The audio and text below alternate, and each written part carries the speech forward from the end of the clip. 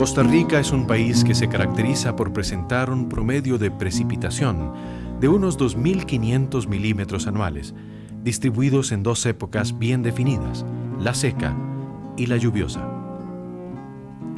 Sin embargo, hay zonas en las que la cantidad e irregularidad en la distribución afecta el rendimiento de los cultivos, ya sea por escasez o por exceso de agua. Y este comportamiento irregular afecta directamente el desarrollo agrícola. En algunos lugares, como Alajuela o Guanacaste, hay periodos secos muy prolongados, y en otros, aunque el total de lluvia se considera aceptable para los cultivos, el comportamiento irregular hace necesaria la utilización de agua adicional.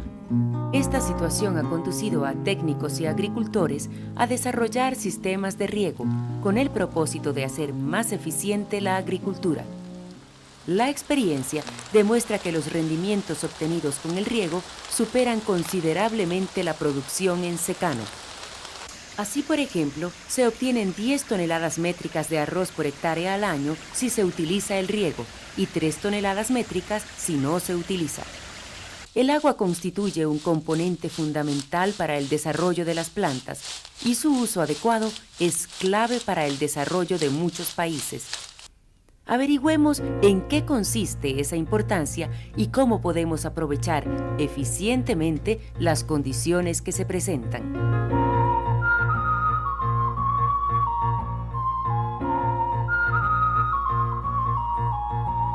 El riego consiste en aplicar artificialmente, en la cantidad y oportunidad adecuada, el agua al suelo, de tal forma que los cultivos la utilicen para su desarrollo y producción. El cultivo utiliza el agua que absorbe por medio de sus raíces para sus funciones fisiológicas y para su transpiración. Además, parte del líquido que se almacena en el suelo y que es interceptado por el follaje se evapora. La suma de todas esas aguas que necesita la planta se conoce como uso consuntivo o evapotranspiración, es decir, es la mínima cantidad de agua que un cultivo necesita para producir una cosecha. Si el líquido que se aporta a la planta es insuficiente, el cultivo se ve afectado en su rendimiento. Y si el grado de agotamiento es extremo, la planta llega a morir. También las plantas necesitan agua en diferentes cantidades. El arroz, por ejemplo, es conveniente que permanezca inundado, pues es una planta acuática, mientras que las hortalizas requieren menor cantidad de agua. Todos los cultivos absorben el agua a través de la raíz, pero algunos la aprovechan mejor si, además, les cae en el follaje. De aquí que hayan diferentes métodos y modos de aplicación. Los métodos de riego se clasifican, de acuerdo con la forma de aplicación del agua al suelo, en superficiales, subsuperficiales y por aspersión.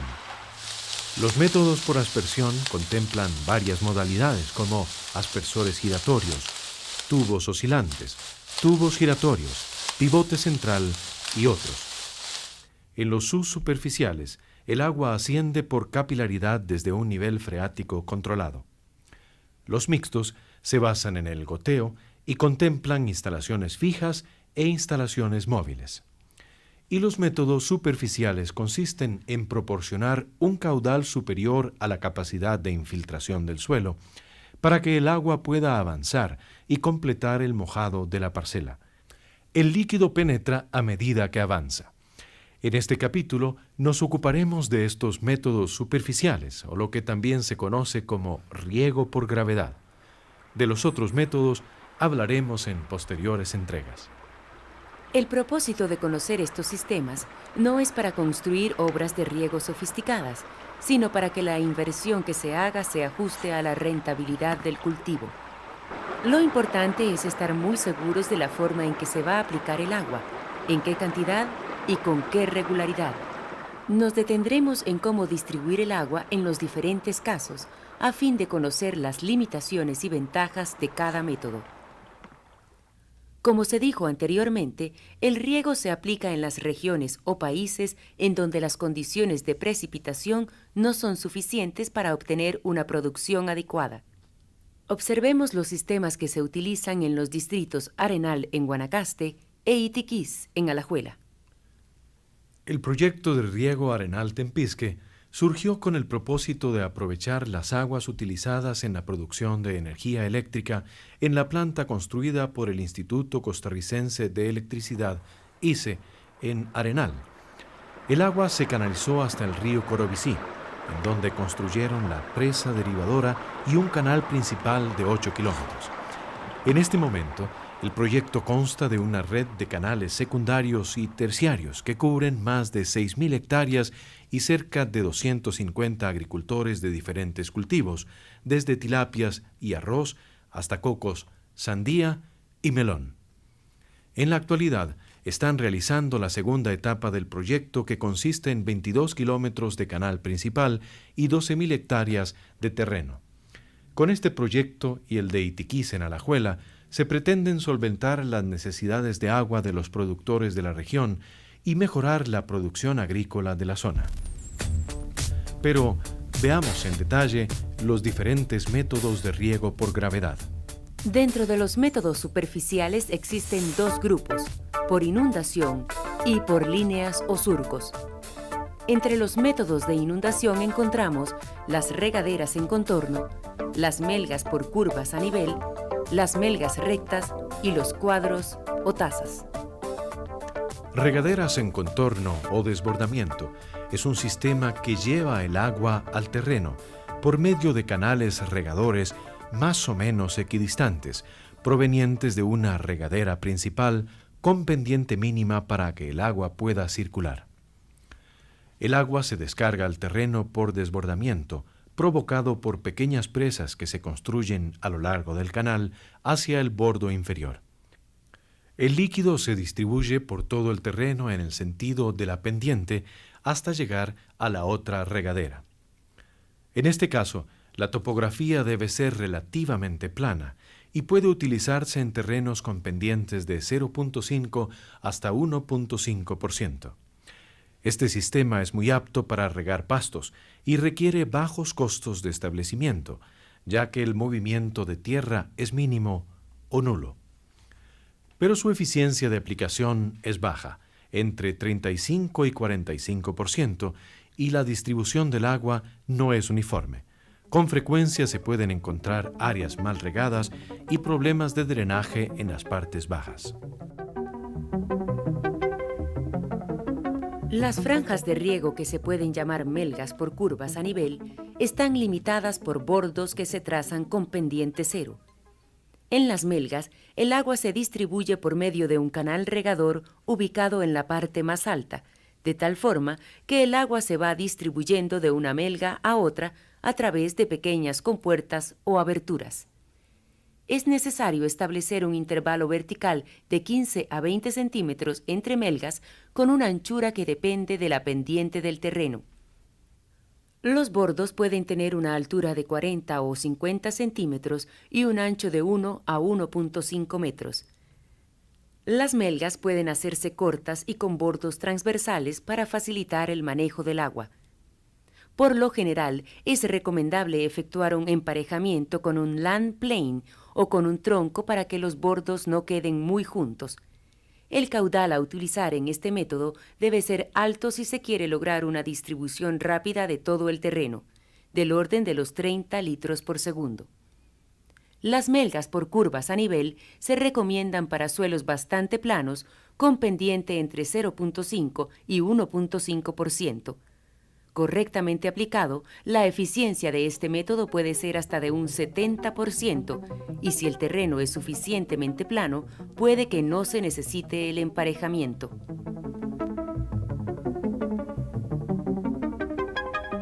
El riego por melgas rectas es un método de inundación controlado que consiste en dividir el terreno previamente nivelado en franjas rectas de media a 2 hectáreas. Las franjas se separan con bordos de unos 40 o 50 centímetros de altura y 1 o 2 metros de ancho. Es un método muy parecido al anterior, con la diferencia de que las franjas son rectas y no curvas. Es muy común en el cultivo del arroz inundado, ya que su eficiencia es muy alta. Cada melga se riega en forma independiente por medio de un canal regador, aunque también es común encontrar los sistemas en que el agua pasa de una melga a otra conforme se va llenando. Las melgas presentan una pendiente mínima en el sentido del riego para facilitar el avance del agua. En este método, generalmente, el agua se distribuye por compuertas que se abren hasta que se inunde la melga sin que sobrepase los bordos. Es necesario dejar un caudal de mantenimiento que reponga el agua perdida por evaporación y percolación. Entre las ventajas de este método se encuentra, como se decía anteriormente, que la eficiencia del riego es muy alta y las necesidades de mano de obra son mínimas, así como también la facilidad para utilizar maquinaria agrícola. Aunque también este método requiere de costosos trabajos de nivelación, la pendiente debe ser menor de 0.5% para no hacer fuertes movimientos de tierra, y es necesario contar con suelos profundos y caudales altos. El riego por cuadros o tazas es un método que consiste en melgas cuadradas y pequeñas en forma de cuadrícula, rodeadas por bordos. El agua es conducida por regaderas que cubren 1 o 2 hileras o cuadros que se inundan en forma temporal. Las dimensiones de los cuadros van desde 2 por 2 metros hasta 8 por 8 metros.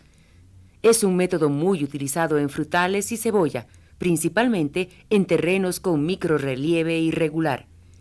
Entre sus desventajas se encuentra que requiere mucha mano de obra y que es difícil el uso de maquinaria agrícola. Entre los métodos de riego por gravedad que se denominan por líneas están el riego por surcos y el riego por cama melonera. Los surcos son canales pequeños en los que el agua se infiltra en forma vertical y lateral y se mueven en el sentido de la pendiente.